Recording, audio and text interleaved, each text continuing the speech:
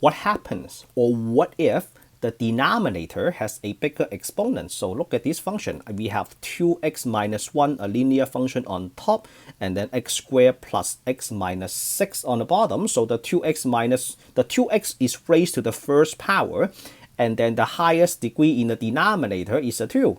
So what is the horizontal asymptote in this case? Now, before we dive into that, you might say, okay, we look at the graph. I use a decimal. It's free. You can either look it up on Google or you can download the app to construct this graph. You may say, okay, it's easy. I use decimal, sketch the graph. Okay, everything is clear to me. Horizontal asymptote is y equals to 0, and then vertical asymptote is x equals to -3 and 2. Oh, by the way, when you graph this, you punch in the numbers and the x, right? And then you will get a graph in red. They won't show you, they won't graph the horizontal asymptote and vertical asymptote for you.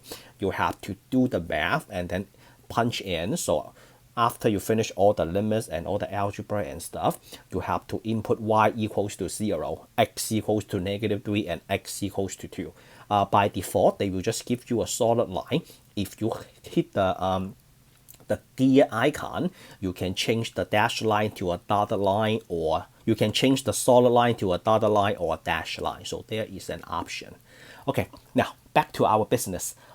How do you find the vertical asymptote? So first of all, you factor the function. When you start the next step, always start with an equal and you write the limit immediately. Don't just jump into the algebra. All right.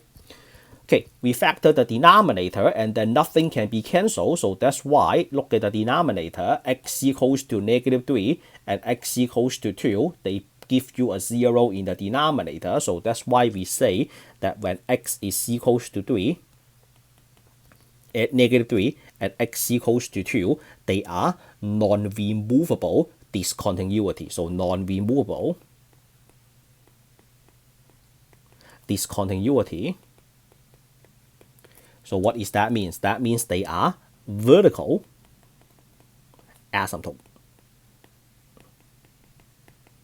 I usually just write VA for short. Okay, so now we figure out the vertical asymptote. So let's say you have a piece of blank paper in your mind. So you should have two lines, right? Two vertical lines, one at -3 and one at x equals to 2. So let's build on top of that. The next step is, how do you find the horizontal asymptote? Is y equals to 0? Well, you can see it, but how do you find it? So here is how. So we will jump to the next step. Always start with an equal, and then we write the limit x approaches to infinity. You get the same answer if x approaches to -infinity. So we have a 2x minus 1. Okay, I'm not trying to be lazy, so I copy the problem one more time, and then you have to divide each term. Let me be slow. You have to divide each term by x raised to the biggest degree or exponent in the denominator. Let me repeat this one more time. You have to divide each term by x raised to the highest degree in where? In the denominator. Okay, so let's do that in red. We do important stuff in red. So 1 over x squared and then 1 over x squared. And then you go ahead and then you show the division.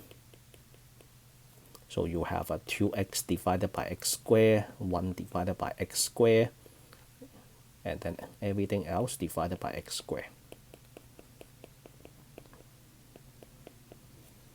All right. And then what happened?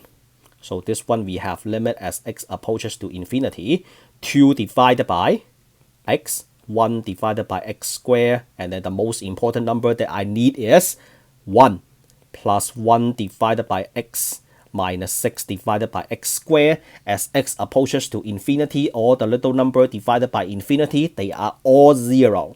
So we have 0 minus 0 divided by 1 plus 1 over x minus 6 divided by, why do I still write x? 0 plus, minus 0, 0 divided by 1, that is 0. So this means y equals to 0 is a horizontal asymptote. So let's discuss some common mistakes. What happens if you divide the top and bottom by x? What happened if you divide the top and bottom by x? I believe that I can just copy and paste this over there. So I'm going to hit copy and then paste this over there. So what happened if I divide the top and bottom by x raised to the first power? Maybe we should write this out. So let's say this is a first power, this is a first power, everything is divided by first power. This is a horrible mistake. So that means you will get 2, right? So 2 minus 1 over x, and then this will be x plus 1, and then minus 6 divided by x. So as x approaches to infinity, then you will have 2 minus 0, and then infinity plus 1 minus 0, and then you have 2 divided by, and then you have a 2 divided by infinity, and then that is equals to 0. You might say that we get the same answer, but do not do this. You always divide each term by x raised to the highest degree in the denominator. Let me go ahead and double check this and make sure I didn't have any mistakes. So this is 2, okay, 1 over x, all right, and then we have x, and then plus 1, 6 divided by x. So this one I think you will just get a lucky. You get a lucky this time. Yeah. This one, I don't recommend divide each term by x rate. I don't recommend following the highest degree in the numerator. So what if, because this is why. Look, what happened when the top is 2x raised to the 6th power minus 1? Then you are making a horrible mistake. All right? So this, I just make a dangerous move in orange. This is a dangerous move.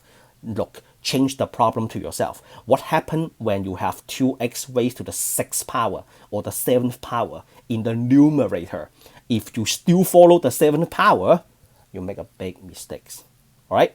So, dangerous move. Don't do this. I haven't seen people trying this.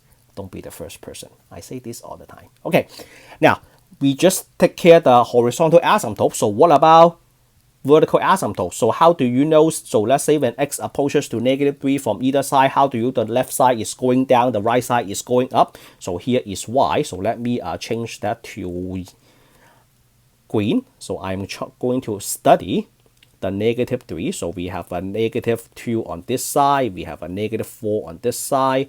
So this is left, and then this is right. Approaches, we need to do something when x approaches to 3 from the left and then from the right. So as x approaches to -3 from the left, so what happened? The trick is we have to look at the denominator. Look at the denominator. So when x approaches to -3, the x plus 3, the factor is my enemy, right? So let's plug in. So we have 2 times -3 minus 1. We don't need to play any trick because that doesn't affect that. And then this, you have to play this trick, -0.00001 plus 3. And then this, you have a -3 minus 2. Okay, so the top, positive or negative? -6 minus 1, that is negative, right? And then the bottom, this is what? This is a negative and extremely small. This is a negative. So negative, extremely small times negative, what do we have? We have a positive and then extremely small. And then we have a negative divided by positive, extremely small. And then at the end of the day, we will get a negative infinity. Just imagine this. Just to try this on your calculator. You don't need to follow the numbers on top. How about this? How about a -2 divided by positive 0. This? That will just give you a negative infinity. So as x approaches to -3 from the left, the curve will just go down. All right. So as x approaches to -3 from the right, we have 2 times -3 minus 1. And then we play the trick. So that is negative 3 a little bit to the right, so that will be a negative 2.9999, a bunch of 9, and then plus 3, and then a negative 3 minus 2, right? Is minus, right? Not plus. Yep. Minus. So the top is a minus, so this will be a positive and extremely small, and then this is a negative, right? Okay, at the end of the day, we have a negative and then a positive times negative, so that will be negative and then extremely small, so that gives me a positive infinity, right? Positive infinity. So that means as x approaches to 3 from the right, the curve goes up. And then try this on your calculator. So let's say a negative 4 divided by this, a bunch of 0. You don't have to follow a 1, you can try a 2. That gives you a positive infinity. Okay, this is something that you have to think about or process in your mind when you study limit. Just like you have to when you play a sport like basketball or soccer or tennis, you have to learn some key moves, right? Some key technique that everybody knows when they try to play this kind of sport. So when you learn how to drive, you need to know how to work, how to move the stick, or which one is the gas, which one is the brake, right? The key move that you have to study. Okay, let's take care the, what's the other one? Let's take care the positive 2. Positive 2. So we have 1 on the left and then 3 on the right. Left and right, this is a left side, this is a right side. So x approaches to 2 from the left, so this will be a 2 times 2 minus 1, and then this will be a 2 plus 3, and then what affects the whole picture is this 1.999, a little bit on the left side of 2, right? Minus, so the top we have a 4 minus 1, that is positive. The bottom we have a 5 times multiply a negative and then extremely small. Imagine you have a bunch of 9. So that means you have a positive divided by negative, you have a negative infinity, and then x approaches to 2 from the right, and then 2 times 2 minus 1, 2 plus 3, so this time I will pick 2.0001 minus 2, and then you have a positive divided by positive, and then times positive but extremely small, and then you have a positive infinity. So for the negative 2, you have a negative 2 right over here, right? The vertical asymptote. So this side is going down, this side is going up. So take a look at the graph. The graph just proves what I said, right? Negative 3 down, up, positive 2 down, up. All right, so that's how you analyze the left end and the right, the left side and right side behavior of a vertical asymptote. Okay, so that is the end of this example. If you like it, you think this is helpful, give me a like, share, and subscribe, and I will see you all in the next case scenario. Signing out.